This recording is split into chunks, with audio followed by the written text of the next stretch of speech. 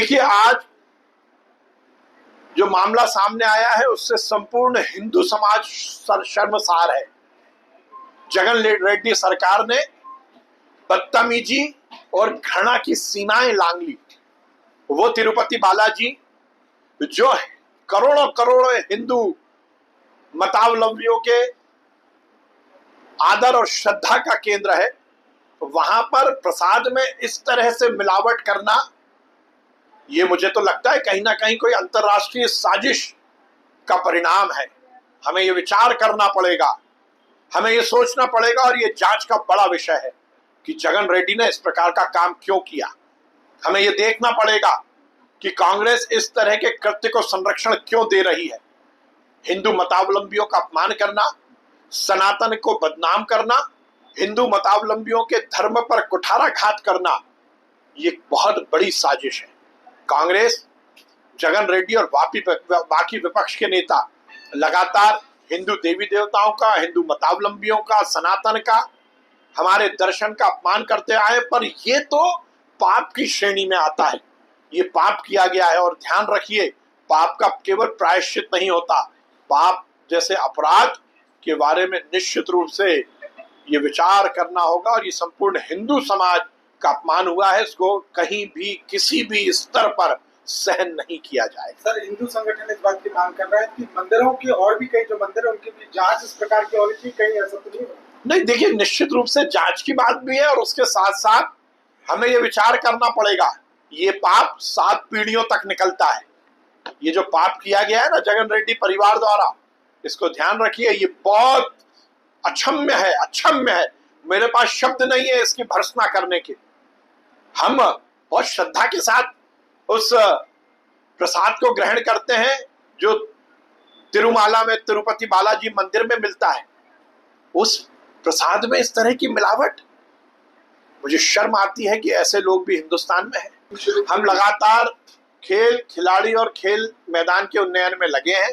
जिस प्रकार से नरेंद्र मोदी जी का मंतव्य है कि खेल के क्षेत्र में हिंदुस्तान बहुत आगे बढ़े, माननीय मुख्यमंत्री जी के निर्देश पर मध्य प्रदेश में भी हम खेलों के खिलाड़ियों के टैलेंट सर्च को लेकर और हर गांव, हर विधानसभा, हर क्षेत्र में खेल मैदान और खेल हो सके, इसका पूरा प्रयास कर रहे हैं। ये कांग्रेस के नेताओं का फ्रस्ट्रेशन और अपने पद पर बने रहने की प्रतिस्पर्धा के कारण कहीं ना कहीं हीन भावना को प्रदर्शित करता है। वो ब्यूरोक्रेसी जो कि किसी भी तरह केवल और केवल व्यवस्था के पालन के लिए काम कर रही है, उस ब्यूरोक्रेसी के खिलाफ इस तरह की बात केवल और केवल दबाव बनाने वाली राजनीति है। आपको याद होगा, कमलनाथ जी भी ऐसे ही बयान देते थे, दिग्विजय सिंह जी भी ऐसे ही बयान देते थे, हमारी सरकार आएगी देख लेंगे। छिंदवाड़ा में क्या हालत हुई कमलनाथ जी की, आप सबने देख ली है। और जो ये बयान दे रहे हैं वो ये बता दें कि पिछले विधानसभा चुनाव में उनका क्या हुआ। मुझे आश्चर्य होता है। लोकतंत्र में कार्यपालिका का अपना दायित्व है, न्यायपालिका का अपना दायित्व है और जनप्रतिनिधियों की अपनी मर्यादाएं हैं।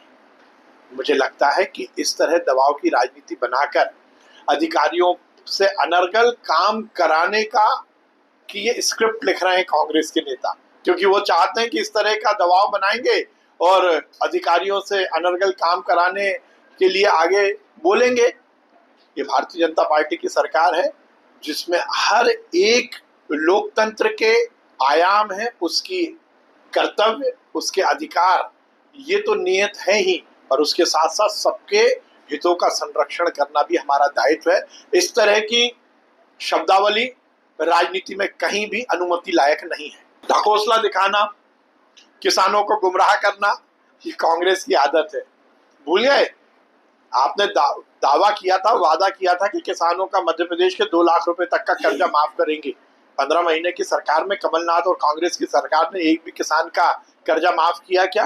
भारतीय जनता पार्टी की केंद्र की सरकार, राज्य की सरकार कटिबद्ध है किसानों के हित के संरक्षण के लिए। हम किसानों के हित के लिए और उनकी खेती फायदे का धंधा बने, उसका हर प्रयास कर रहे हैं। ये छलावे की राजनीति कांग्रेस ना करे। फिर मैं कहूंगा कि 10 जनपद में कहीं मेरी कुर्सी ना हिल जाए, इसलिए कोई ट्रैक्टर पर चल रहा है, कोई ट्रक पर चढ़ रहा है और उसके बाद केवल फोटो अपॉर्चुनिटी के लिए आंदोलन कर रहा है। सर लेकिन किसान संगठन जो है वो कह रहे हैं कि 1 अक्टूबर मध्य प्रदेश में हम चक्का जाम करने जा रहे हैं। देखिए, भारतीय जनता पार्टी की सरकार हर वर्ग से संवाद स्थापित करती है। हम सभी संगठनों से भी संवाद स्थापित कर रहे हैं और कहीं कोई दिक्कत नहीं है। किसानों के हित में जो निर्णय लेना है वो हम ले भी रहे हैं और आगे भी हम कटिबद्ध हैं किसानों के हर हित के संरक्षण के लिए।